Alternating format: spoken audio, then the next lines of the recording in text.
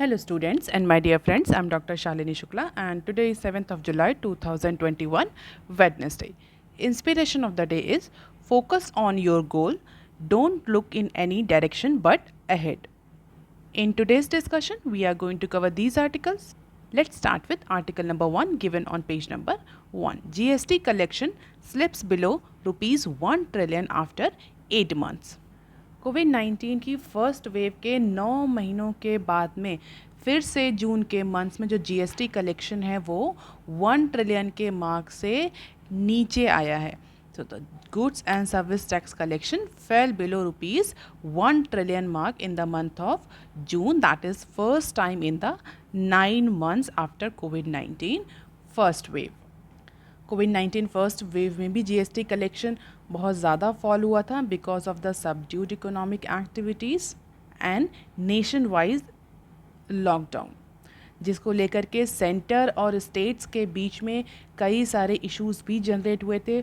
उसी बीच एक डिमांड और भी उठी थी जिसमें स्टेट्स सेंटर गवर्नमेंट से ये डिमांड कर रहे थे कि जो कॉम्पनसेशन का क्लॉज है जीएसटी फ्रेमवर्क में उसको एक्सटेंड कर दिया जाए 5 सालों के लिए, क्योंकि पैंडमिक की वजह से जितने भी स्टेट्स हैं उनका जो इनडायरेक्ट टैक्स कलेक्शन है, जीएसटी कलेक्शन है, वो फॉल किया है, जिसकी वजह से जो जीएसटी जो नया टैक्सेशन रिजीम है उसका बेनिफिट्स अराइज नहीं हो पाया है स्टेट्स के लिए. तो स्टेट्स ने डिमांड करी थी कि जो कॉम्पनसेशन का क्लॉज है उसको 5 साल तक के लिए एक्सटेंड कर दिया जाए, जो बेसिकली जुलाई फाइनेंशियल ईयर 22 में ख़त्म हो रहा था कॉम्पनसेशन वाला टाइम, जहाँ पर सेंटर गवर्नमेंट स्टेट्स को कॉम्पनसेट करने के लिए कंपल्शन में होती है as per the GST framework. क्योंकि जब स्टेट्स एग्री नहीं कर रहे थे जीएसटी के लिए, उनका ये कहना था, पॉइंट ऑफ व्यू था स्टेट्स गवर्नमेंट का कि अगर जीएसटी इंप्लीमेंट होगी तो जो स्टेट्स हैं उनका रिवेन्यू कलेक्शन जो राइट है वो चला जाएगा, उनका रिवेन्यू कलेक्शन फॉल करेगा. तो इसको लेकर के सेंटर ने स्टेट्स को आश्वासन दिया था, उन्हें बोला था कि जीएसटी को आप इम्प्लीमेंट करिए, आगे आने वाले 5 सालों तक आपको अगर कोई भी नुकसान होता है बिकॉज ऑफ जीएसटी तो उस नुकसान को जो सेंटर गवर्नमेंट है वो कॉम्पनसेट करेगी. वो 5 साल फाइनेंशियल ईयर 22 में ख़त्म हो रहे हैं. बट स्टेट का अपना पॉइंट ऑफ व्यू, उनका ये कहना है कि क्योंकि लास्ट 2 to 3 ईयर्स जो हैं वो पैंडेमिक में ही चले जाएंगे, तो जो जीएसटी का जो बेनिफिट रियलाइजेशन है वो स्टेट्स को नहीं हो पाएगा, इसलिए स्टेट्स को और सपोर्ट करना चाहिए अभी सेंटर को. कई सारे इश्यूज जनरेट हुए थे डिस्ट्रीब्यूशन को लेकर के, जो जीएसटी कलेक्शन हुआ था उसके डिस्ट्रीब्यूशन को लेकर के, कॉम्पनसेशन को लेकर के. सेंटर गवर्नमेंट ने अलाउ किया था स्टेट्स गवर्नमेंट को कि वो बोरो कर सकती हैं. 2 ऑप्शंस दिए थे. एक ऑप्शन में ज़्यादा बोरोइंग थी बट उसका जो इंटरेस्ट रेट था वो स्टेट्स को खुद बेयर करना था. एक ऑप्शन में कम बोरोइंग थी और उसका इंटरेस्ट रेट और प्रिंसिपल दोनों ही सेंटर गवर्नमेंट बेयर कर रहे थे. इस तरह के ऑप्शन देकर सेंटर गवर्नमेंट ने पैंडमिक फर्स्ट वेव में जो जीएसटी से रिलेटेड इश्यूज जनरेट हुए थे उनको सॉल्व किया था. और इसके बाद फिर जीएसटी कलेक्शन इम्प्रूव होना शुरू हो गया था. तो बहुत सारे जो इश्यूज थे वो ऑलरेडी सेटल हो गए थे. बट 9 महीनों के बाद से फिर से जून के मंथ में जो जीएसटी कलेक्शन है वो 1 ट्रिलियन के मार्क से नीचे कलेक्ट हुआ है. That is all because of the second wave of covid pandemic that has disrupted the economic activities in the countries as per the official data released on Tuesday. लेकिन फिर भी कई सारे एक्सपर्ट्स का ये कहना है कि जो ये कलेक्शन हुआ है, ये कलेक्शन फिर भी जो एंटिसिपेट किया गया था, जो फोरकास्ट किया गया था, जो एक्सपेक्ट किया था उससे कई टाइम्स अच्छा हुआ है. And that will provide cushion to the government to ramp up the spending once again in order to revive the economy. क्योंकि एक्सपर्ट का कहना है कि they were actually anticipating even lesser GST collection, but जो जून के month में GST collection हुआ that is actually better than the expected one, and that gives the window to the government to increase its spending so that economic activities can be boosted. The GST mop-up in June stood approximately 92,849 crore as against 1.0 trillion in the month of May. और यही last year 90,000 crore के आसपास था. और जो ये जून में data release हुआ है दैट क्लियरली इंडिकेटिंग कि it is all because of the transaction done in the month of May के मंथ में जो ट्रांजैक्शन हुआ है उसी से रिलेटेड जीएसटी कलेक्शन जून में हुआ है. और हम सभी को पता है कि मे में जो कई सारे स्टेट्स ने लोकलाइज लॉकडाउन कर रखा था कंट्री में। कई सारी टेरिटरीज़ में एक लोकलाइज लॉकडाउन था, जिसकी वजह से जो इकोनॉमिक एक्टिविटीज़ थी वो सफ़र कर रही थी। तो मई के मंथ में कम ट्रांजैक्शन हुआ था। ऐसा एंटिसिपेट किया जा रहा है कि जून तक आते आते बहुत सारे स्टेट्स में जो लॉकडाउन वो ख़त्म हो गया होगा। तो जो जून का कलेक्शन जो जुलाई में दिखेगा वो अच्छा दिखेगा, कि सिग्निफिकेंटली इंक्रीज दिखेगा। अगर इस फाइनेंशियल ईयर को छोड़ करके कैलेंडर ईयर की बात करें तो अप्रैल दिस ईयर में, यानी Q1 of financial year 22, April this year the collection was at the record high. और कितना हुआ था? 1.41 ट्रिलियन GST कलेक्ट हुआ था इस साल अप्रैल के महीने में। और मई का जो कलेक्शन है वो जून में रिफ्लेक्ट हो रहा है।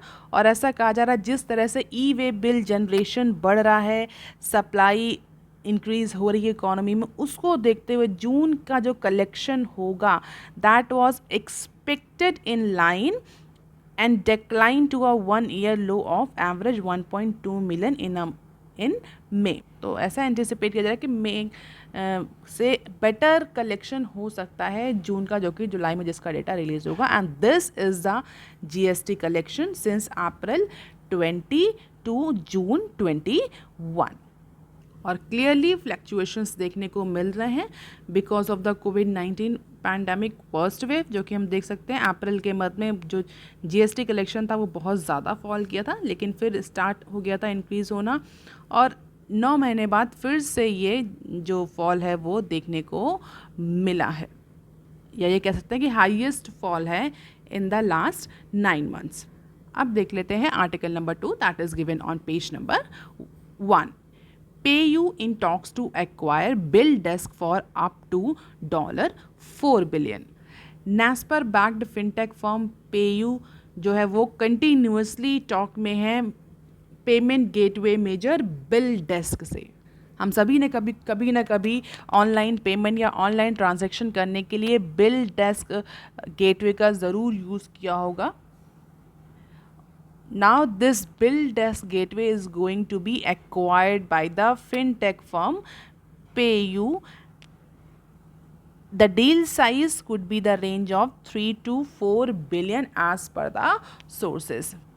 और बहुत टाइम से BillDesk जो है बहुत टाइम से एक्विजिशन के लिए, एक्वायर होने के लिए ओपन था। कई सारे ऑफ़र भी मिले, बट कंपनी का ये कहना था कि जितने भी पास्ट ऑफ़र आए उनमें वैल्यूएशन कंपनी का बहुत अच्छा नहीं किया गया था, जिसकी वजह से एक्विजिशन की प्रोसेस है, वो जो डील थी वो एग्रीमेंट में कन्वर्ट नहीं हो पाई। 3 years ago PayU had approached the BillDesk for acquisition, but things didn't get go ahead due to the high valuation.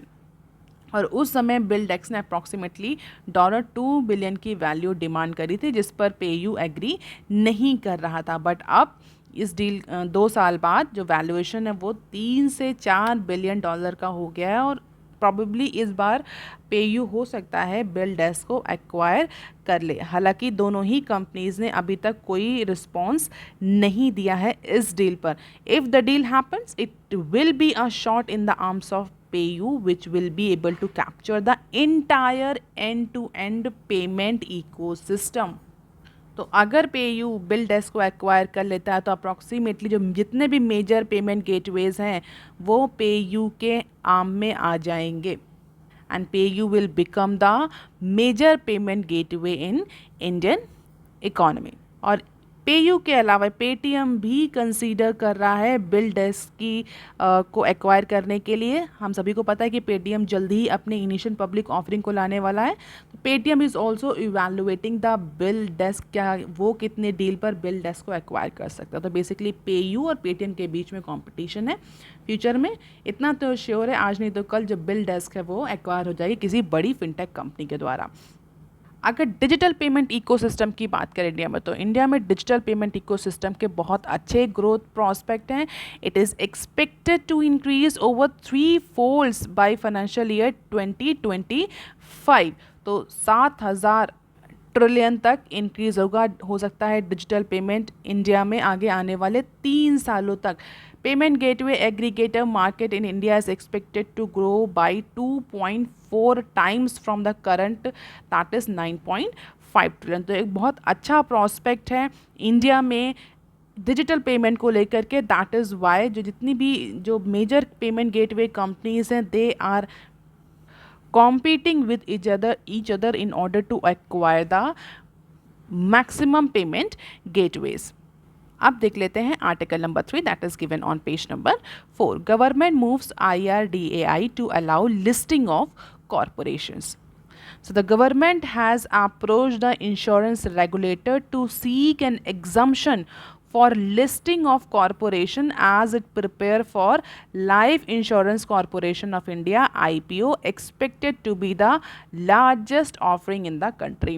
LIC के IPO को लेकर के काफ़ी टाइम से वेट हो रहा है और ऐसा कहा जा रहा है कि LIC का जो IPO आएगा ये इंडिया का अभी तक सबसे बड़ा IPO ऑफरिंग होगी और इसके लिए गवर्नमेंट कई तरह के चेंजेस ला रही है LIC के स्ट्रक्चर में. सो अभी रिसेंटली गवर्नमेंट ने इंश्योरेंस रेगुलेटर को अप्रोच किया है. किस लिए अप्रोच किया है? To seek an exemption for listing of a corporation as it prepare for LIC IPO. तो department of investment public asset management, जिसको हम शॉर्ट फॉर्म में दीपम बोलते हैं, DIPAM continuously insurance regulatory authority से टॉक में है. किस लिए टॉक में है? उसको एग्जम्पशन चाहिए. किस चीज़ से एग्जम्पशन चाहिए? Listing of an insurance corporation on stock exchange. तो काफ़ी सारे डॉक्यूमेंटेशन की प्रोसेस होगी, डीले हो जाएगी प्रोसेस, जिसको लेकर के गवर्नमेंट जो है वो एग्जम्पशन सीख कर रही है insurance regulatory and development authority of India से कि उसको एग्जेम्प्ट किया जाए LIC को from listing as a corporation on stock exchanges so that LIC would be the first insurance corporation coming up with an IPO as per the officials. और जो भी current guidelines हैं इंश्योरेंस रेगुलेटरी अथॉरिटी की, उसके according these guidelines allow listing of insurance companies that are governed by Companies Act on exchanges. और इसी के लिए exemption मांग रहा है Deepam department. Several other changes has already been made into LIC Act in order to align the insurance with the provision of the Company Act for its listing, and it is still a corporation. तो company act के according जितनी भी insurance companies हैं उनकी listing होती है stock exchanges में. LIC का IPO लाने के लिए जाहिर सी बात है LIC को भी स्टॉक एक्सचेंज में लिस्ट होना पड़ेगा, but LIC is still functioning as a corporation. LIC अभी भी कॉरपोरेशन की तरह फंक्शन कर रही है. हालांकि LIC एक्ट में बहुत सारे चेंज लाई है गवर्नमेंट जिससे कि जो ये इंश्योरेंस है ये अलाइंड हो सके कंपनी एक्ट से, लेकिन अभी भी LIC का जो टैग है वो कॉरपोरेशन का ही है. और इसीलिए दीपम कंटिन्यूसली रेगुलेटर से ये एग्जम्पशन मांग रहे हैं कि LIC के केस में कॉरपोरेशंस को अलाउ किया जाए स्टॉक एक्सचेंज में लिस्ट होने के लिए, जिससे कि LIC का IPO आ सके. The market regulator security and exchange board of India allow listing of corporation but an exemption will have to be sought from the IRDA as per the official. क्यों? क्योंकि इंडिया में insurance regulatory authority IRDA AI ही है. Currently, IRDA allow listing of only insurance companies that are actually governed by Company Act. Company Act जितनी govern होती है केवल वही इंश्योरेंस में लिस्ट हो सकती हैं. कॉरपोरेशंस के लिए कोई भी ऐसा एग्जम्पशन नहीं है. सेबी के लॉज के अकॉर्डिंग कोई प्रॉब्लम नहीं है, बट IRDA का जो परमिशन है, एग्जम्पशन है, वो ज़रूरी है for bringing the LIC's IPO. अब देख लेते हैं some other news clips. JLR warn 50% sales slump on chip shortage. Tata Motor has halved the volume outlook for its UK subsidiary Jaguar Land Rover Automotive, that is JLR, and warned of lower earning as it sees the semiconductor shortage deepening in the month of September quarter of the current financial year, according to the notification issued by company to the stock exchange on Tuesday. तो Jaguar ने Warne किया है कि 50% cell में slump आ सकता है और उसका रीज़न चिप शॉर्टेज, जो चिप शॉर्टेज मैन्युफैक्चरिंग है वो डाउन हुई है, जिसकी वजह से जो सेमीकंडक्टर लगता है उसमें उसकी सप्लाई में शॉर्टेज आई है, जिसकी वजह से ये क्राइसिस जनरेट हो रही है। Semiconductor crisis threaten to slash the $110 billion in sale from the global car industry. तो जो ग्लोबल कार इंडस्ट्री है, सिर्फ जैगवार के लिए ही नहीं है, टाटा के लिए ही नहीं, जितनी भी अदर कार जहाँ पर सेमीकंडक्टर यूज़ होता है वहाँ पर सेल में 50% तक का फॉल आ सकता है। क्यों? क्योंकि सेमीकंडक्टर की शॉर्टेज है, जो कि कार इंडस्ट्री में यूज़ होने वाला एक बहुत ही इम्पॉर्टेंट पार्ट है। And JLR expect cash flow of about €1 billion with a negative EBITDA margin for Q2। Tata Motors की तरह जो मर्सिडीज़ बेंज है उनकी भी डिलीवरी जो Q2 में सिग्निफिकेंटली कर्टेल हुई थी because of the lack of this chip. और इसके अलावा Nissan, Hyundai, Volkswagen, all these companies warn that the semiconductor dearth will keep squeezing sales this summer।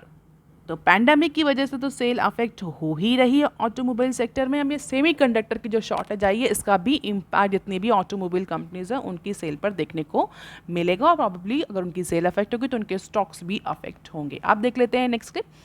NHAI waive penalties on developers hit by Covid. So national highway authority of India ने extension seek किया है for what? For financial closure timeline and waiver of penalties for delay in submission of bank guarantee for road developer that are actually impacted by the localized lockdown during COVID-19। तो ministry of road transport और highway को communicate किया है national highway authority of India ने कि ऐसे developers जो कि कोविड-19 की वजह से या कोविड-19 में हुए लॉकडाउन की वजह से अफेक्ट हुए हैं, उनको फाइनेंशियल क्लोजर्स के लिए और पेनल्टीज़ के लिए वेव ऑफ किया जाए या ज़्यादा टाइम दिया जाए। According to National highway Authority communication to road ministry, the authority has asked the extension of the for concessionaire for achieving financial closures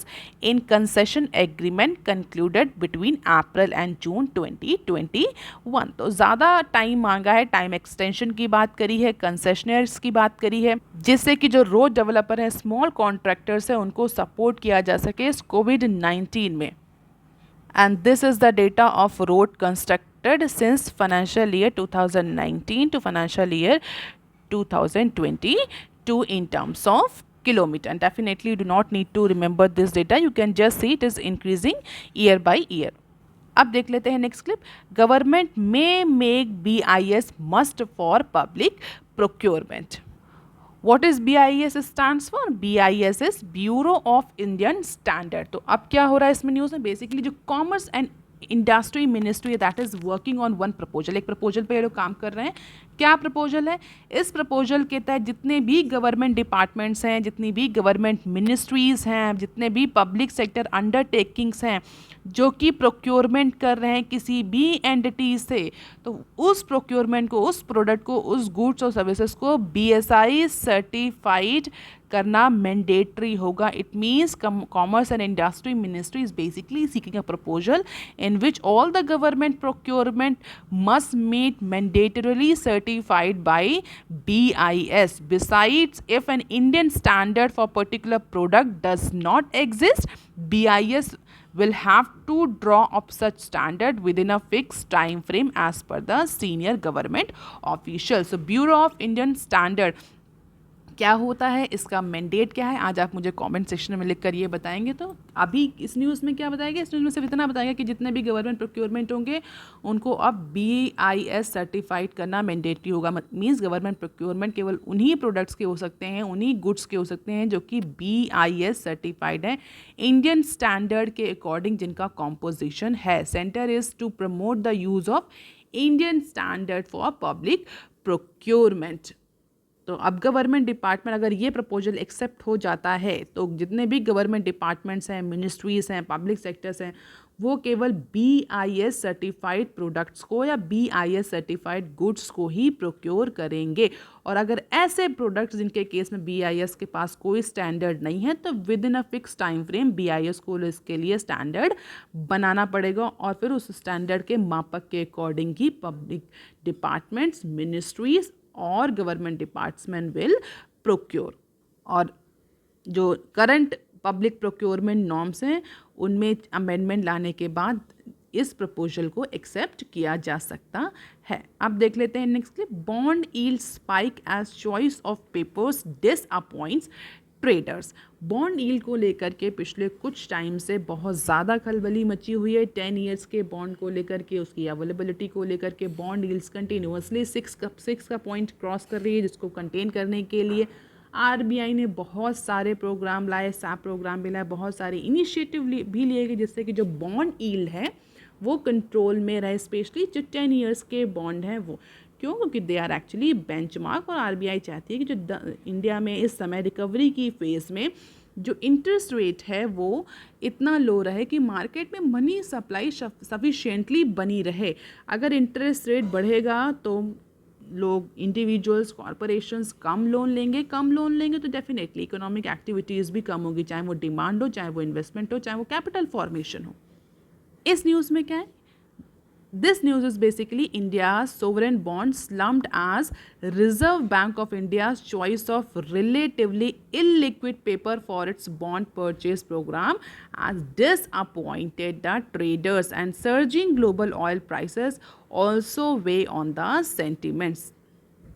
So the yield on 5.63% bond maturing in 2026 rose as much as 30 basis point to 5.89%, while 6.64% that is maturing on 2035 bond yield climbed to 8 basis point. जितने भी जो long term के bonds हैं उन सब की yield rate बढ़ रही है। अगर बेंचमार्क की बात करें, the benchmark 10 year yield advances 9 basis point, that is 6.18%, and it's a biggest jump in nearly 3 months. तो आरबीआई के जितने भी इनिशिएटिव हैं बहुत ज़्यादा उनका इम्पैक्ट बॉन्ड मार्केट में देखने को नहीं मिला, and the choice of illiquid paper has disappointed the trader. जो रिसेंट सैप प्रोग्राम आरबीआई ने किया, थर्ड फेज में उसकी करी, उससे जो चॉइस, जो जिस तरह के बॉन्ड्स खरीदे आरबीआई ने, उसको देखकर भी जो ट्रेडर्स हैं, बॉन्ड मार्केट पार्टिसिपेंट्स हैं, they are disappointed. And if you see the bond yield 15 years और 5 ईयर्स और 10 ईयर्स के जो बॉन्ड्स हैं उनकी, तो इट इज़ कंटिन्यूसली ऑन 6 और एबव 6, जो कि अभी इंडिया की जो करंट इकोनॉमिक सिचुएशन है उसके अकॉर्डिंग अच्छे नहीं हैं।